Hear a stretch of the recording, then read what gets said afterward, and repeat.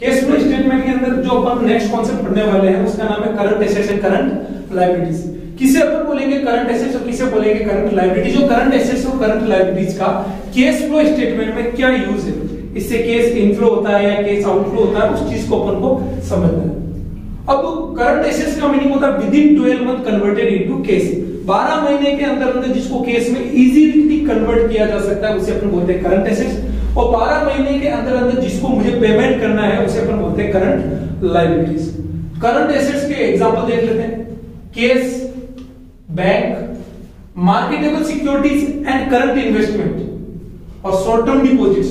इन चारों को companies act 2013 में एक नाम दिया गया, उसको बोलते हैं cash and cash equivalent. Cash and cash equivalent का मीनिंग क्या हो गया, कैश और कैश के समान है जिसको विद इन 3 मंथ कन्वर्टेड किया जा सकता है किसमें, कैश में। उन सभी को इन्होंने क्या बोल दिया, कैश एंड कैश इक्विवेलेंट। तो एग्जाम में क्वेश्चन पूछा जा सकता है व्हाट इज द मीनिंग और what is the part of the cash and cash equivalent, तो उसका अपन बोलेंगे cash, bank, marketable securities and short term deposit. इन चारों को अपन बोलेंगे कैश एंड कैश इक्विवेलेंट। यदि डेफिनेशन पूछ ले कैश एंड कैश इक्विवेलेंट की तो अपन बोलेंगे with in 3 month converted into cash. 3 महीने के अंदर अंदर जिसे कैश में कन्वर्ट करवाया जा सकता है उसे अपन बोलते हैं cash and cash equivalent. Then उसके बाद में debtors, bills receivable. Vertical balance sheet में डेटर्स और बिल्स रिसीवेबल की जगह एक वर्ड यूज किया जाता है ट्रेड रिसीवेबल। ट्रेड रिसीवेबल के अंदर डेटर्स और बिल्स रिसीवेबल दोनों इंक्लूड होते हैं, तो ये भी मेरी क्या कहलाती है, करंट एसेट्स। स्टॉक, स्टॉक को वर्टिकल बैलेंस शीट में बोला जाता है inventory. Then prepaid expenses, accrued income. ये मेरी कुछ करंट एसेट्स के एग्जांपल हैं। इसी प्रकार से अपन बात करते हैं करंट लायबिलिटीज की। करंट लायबिलिटीज का मीनिंग क्या हुआ, क्रेडिटर्स, बिल्स पेबल। क्रेडिटर्स और बिल्स पेबल को अपन क्या बोलेंगे, ट्रेड पेबल्स। बैंक ओवरड्राफ्ट, याद है बैंक ओवरड्राफ्ट करंट लायबिलिटीज होता है, मगर इसका ट्रीटमेंट कहां किया जाता है, फाइनेंसिंग एक्टिविटीज के अंदर, ठीक है। मगर अपना करंट लायबिलिटीज के नाम अपन को देखने तो बैंक ओवरड्राफ्ट भी करंट लायबिलिटीज है। Short term loan, outstanding expenses, unearned income और short term provisions. Short term provision का अर्थ क्या हो गया, प्रोविजन फॉर बैड डेट्स, इसका बेस्ट एग्जांपल है। तो ये मेरी कहलाती है करंट लायबिलिटीज। तो करंट एसेट्स और करंट लायबिलिटीज को अपन वर्किंग कैपिटल भी बोलते हैं। अब कैश फ्लो स्टेटमेंट को अपन फिनिशिंग टच दे रहे हैं। अपन ने क्या किया, सारा मटेरियल इकट्ठा कर लिया, क्या कॉन्सेप्ट होते हैं वो अपन ने पढ़ लिया। कैश इनफ्लो क्या होता है, कैश आउटफ्लो क्या होता है, नो फ्लो क्या होता है, ऑपरेटिंग एक्टिविटीज क्या होती है, इन्वेस्टिंग एक्टिविटीज क्या होती है, फाइनेंसिंग एक्टिविटीज क्या होती है, करंट एसेट्स क्या होती है, करंट लायबिलिटीज क्या होती है, ये सारी चीजें अपन ने सीख ली। अब अपन क्या कर रहे हैं, कैश फ्लो स्टेटमेंट को वाइंड अप कर रहे हैं, किस प्रकार से कैश फ्लो स्टेटमेंट बनेगा। तो सबसे पहले कैश फ्लो स्टेटमेंट की हेडिंग से अपन बात करते हैं। सबसे पहले हेडिंग क्या बनता है, cash flow statement as per accounting standard 3 indirect method. देखो कैश फ्लो स्टेटमेंट बनाने के 2 मेथड है, डायरेक्ट मेथड और इनडायरेक्ट मेथड। मगर सीबीएसई के अकॉर्डिंग क्लास 12th के अंदर इनडायरेक्ट मेथड आपसे पूछा जाता है। तो cash flow statement as per accounting standard 3 indirect method for the year ended. ये पर्टिकुलर पीरियड से रिलेटेड होता है, इसी साल से रिलेटेड होता है, इसलिए पर्टिकुलर अमाउंट स्टार्टिंग की जाती है नेट प्रॉफिट आफ्टर टैक्स से, ठीक। अब उसके बाद में ये जो इलाका दिया है, ये इलाके को मैं बोलता हूं प्रॉफिट एंड लॉस वाला इलाका। प्रॉफिट एंड लॉस वाला इलाका, इसका मीनिंग क्या हुआ कि जब कभी भी प्रॉफिट मेरे पास में रिड्यूस होगा, टेक्निकल चीज में यदि इसे बोली जाए तो अपन बोलते हैं कि non operating non cash item यदि कुछ है तो ऐसी सिचुएशन के अंदर अपन उसे क्या कर देंगे, रिवर्स इफेक्ट दे देंगे। यदि वो प्रॉफिट में ऐड है तो मुझे उसे लेस करना पड़ेगा, यदि प्रॉफिट में से वो रिड्यूस हो रखा है तो मुझे उसे ऐड करना पड़ेगा। इसलिए इसे बोलते हैं non operating non cash items का रिवर्स इफेक्ट। इसलिए इसे मैं यहां पर लिख देता हूं profit and loss.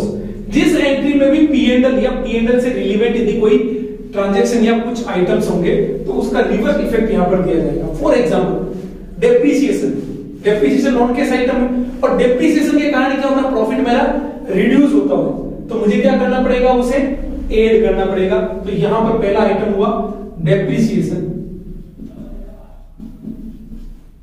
Then loss on sale of assets,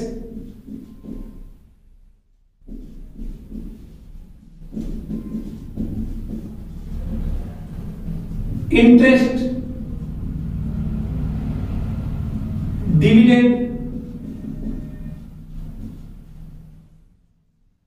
goodwill write of,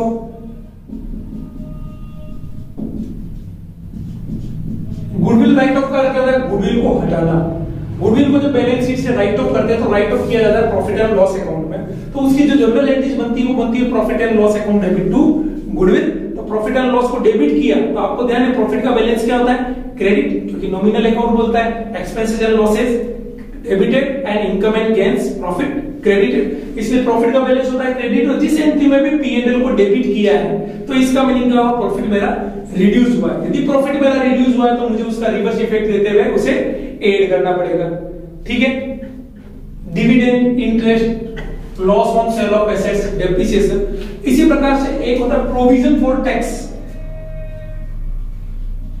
provision for tax. Provision for tax होगा तो उसको अपन क्या करेंगे? ऐड करेंगे। ऐड कौन सा? जो करंट ईयर का प्रोविजन होगा, यानी करंट ईयर का जो भी प्रोविजन का होगा, टैक्स का प्रोविजन होगा, तो उसे मुझे क्या करना पड़ेगा?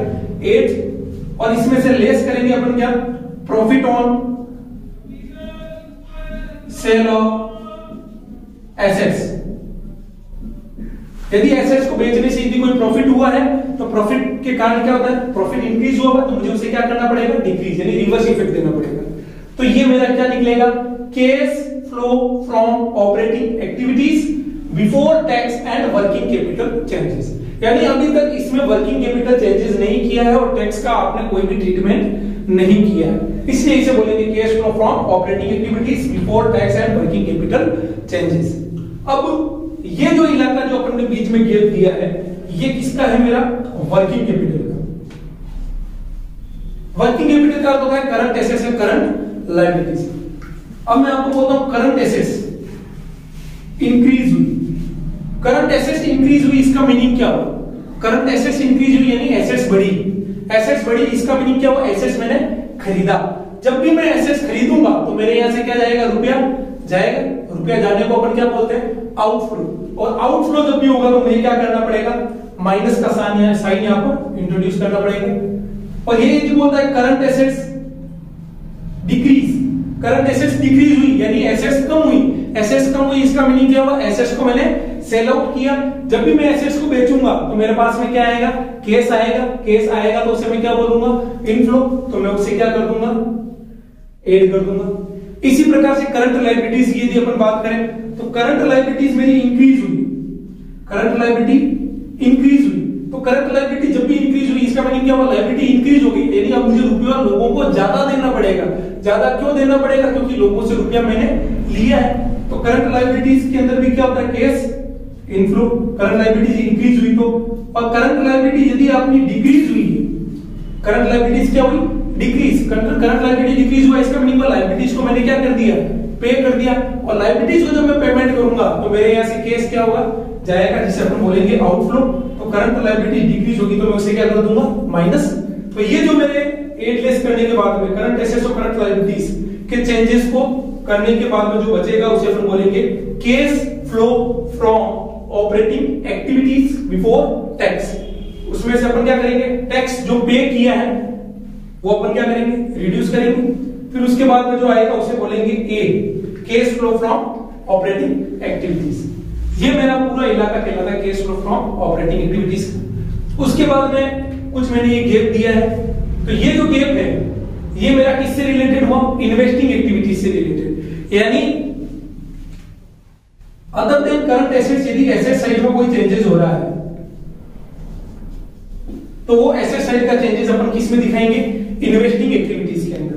तो जो आएगा उसे अपन बोलेंगे cash flow from investing activities. फिर उसके बाद में सी जो अपन ने डाला cash flow from financing activity. तो ये सारा इलाका जो है वो किसका हो गया? फाइनेंसिंग एक्टिविटीज का हो गया। तो इसके अंदर क्या लिखेंगे? लायबिलिटीज। लायबिलिटीज में यदि कोई चेंजेस हो रहा है अदर देन करंट लायबिलिटी, यदि लायबिलिटीज में कुछ भी चेंज हो रहा है तो वो सारी की सारी क्या कहलाएंगी? मेरी फाइनेंसिंग एक्टिविटीज। तो ये फाइनेंसिंग एक्टिविटीज यहां मैं लिख दूंगा। फिर ऑपरेटिंग, इन्वेस्टिंग और फाइनेंसिंग, इन तीनों को जब मैं ऐड करूंगा तो उससे मैं क्या बोलूंगा? Cash generated during the year A plus B plus C. ये मैं लिख दूंगा आउटर कॉलम में। इसके अंदर opening balance of cash and cash equivalent को मैं ऐड करूंगा, तो मेरे पास में क्या आ जाएगा, closing balance of cash and cash equivalent. ये मेरा कहलाता है cash flow statement complete. Propose dividend, cash flow statement के अंदर कुछ एक्स्ट्रा पॉइंट्स होते हैं, उस एक्स्ट्रा पॉइंट के अंदर अपन जो पहले पॉइंट का डिस्कशन कर रहे हैं उसका नाम है प्रपोज डिविडेंड। प्रपोज डिविडेंड पिछले 2 साल से अभी जो अमेंडमेंट हुआ है उस अमेंडमेंट के बाद में प्रपोज डिविडेंड को करंट लायबिलिटी से हटाकर इसे कंटिंजेंट लायबिलिटी के अंदर शिफ्ट कर दिया गया। अब what is the meaning of the contingent liability? Contingent liability का मीनिंग होता है ऐसी लायबिलिटी जो करंट में तो नहीं है मगर फ्यूचर में वो मेरी लायबिलिटीज बन सकती है by default of third party. ठीक है, इसका जो एग्जांपल होता है वो होता है करंट लायबिलिटी। कंटिंजेंट लायबिलिटी का एग्जांपल होता है प्रपोज डिविडेंड। अब प्रपोज डिविडेंड को कैसे और क्या ट्रीटमेंट किया जाएगा कैश फ्लो स्टेटमेंट में? तो प्रपोज डिविडेंड बैलेंस शीट का पार्ट नहीं है, एक इसका पार्ट होगा कंटिंजेंट लायबिलिटी का। तो कंटिंजेंट लायबिलिटी को बैलेंस शीट के नीचे फुटनोट में शो किया जाता है। तो अपन क्या करेंगे, opening balance of propose dividend, opening balance of propose dividend, opening balance of propose dividend को अपन क्या कर देंगे, पेड कर देंगे। क्या कर देंगे, पेड कर देंगे। क्लोजिंग बैलेंस का कुछ नहीं करना है, ओपनिंग बैलेंस यदि प्रपोज डिविडेंड का यदि कुछ दिया है तो उसको अपन पे कर देंगे। तो डिविडेंड पे करना कौन सी एक्टिविटी कहलाता है, फाइनेंसिंग एक्टिविटीज, फाइनेंसिंग एक्टिविटीज। और इसको अपन क्या कर देंगे, फाइनेंसिंग एक्टिविटीज में आउटफ्लो करते हुए माइनस कर देंगे प्रपोज डिविडेंड का ओपनिंग बैलेंस को। ठीक है, ये तुम्हारा कॉन्सेप्ट कहलाता है प्रपोज डिविडेंड। इसी प्रकार से एक कॉन्सेप्ट और होता है जिसका नाम है प्रोविजन फॉर टैक्स। तो प्रोविजन फॉर टैक्स को अपन को समझना है, तो उसके लिए देखिए